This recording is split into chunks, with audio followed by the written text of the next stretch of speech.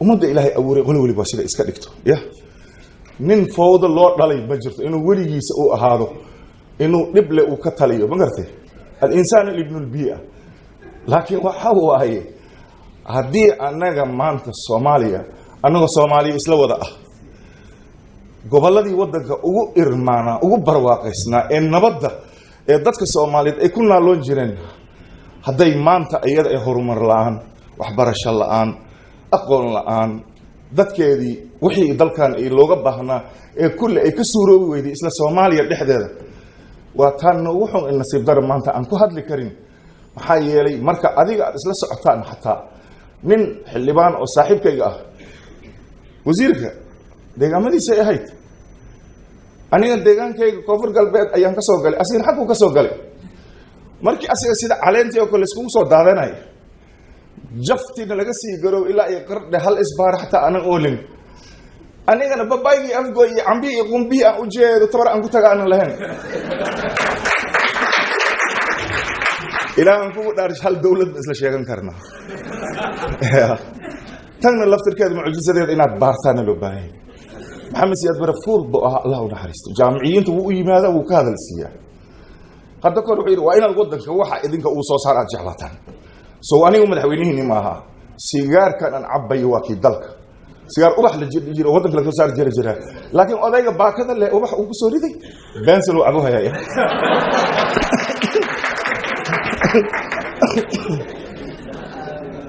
la foolo oo dhalinyaro arday oo mashaakil ay joogeen odayga markuu dhameeyay gumudka markuu riday iyaga waa aroorinayaan duqa waarida waa aroorinayaan duqa markuu dhameeyay su'aal baad qabtaan mid ay yiri haade macallin markaas haye markaas madaxweyne waan qaadanay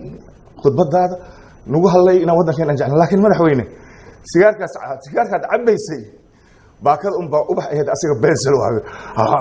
jaamiciintu waa sidan ka rabo wax kasta la idin sheego inaydan qaadanin waa inaad daba gashaan waa salaamu niir waan naga tagay marka waxa waaye waxa waaye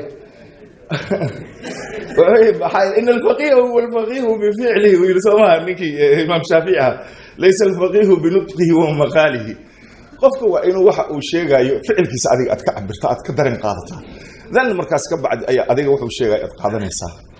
إذنكم حال عالية ما إهدين بدك إلهي كراميتهم علماء وإذنك إنما يخشى الله من عباد العلماء مركا إن رنتي كل إرادة مجالي مركا نوكل واسد ساعدك أو شيء باب السياسة وأنا كبحيا يو جامعتي أمد مركان لكشر كأن هاي معلق أنا قل اللي دقيسناي أي موجود إيرا رئيسا إجيني ساكوده لفتك أنت أنا ندق وحسوسين جامعتي أمد أمرؤ القيس وكذا بعد دقيقة نبكي ومن ذكر حبيبي نيجي تمام أيام كبحيا لكن وإسكا إرادة كلمة صاحبك برد ودسلان إلى السعودية داير من جسو مركان سلان وكل أرضي أي أقل الجبسنين والبؤهر لي كلمتي أنت مفهوم مرقدي ومبان سوغانتي دي هدنا دب أنت أسكاقلتي أيها تحيرو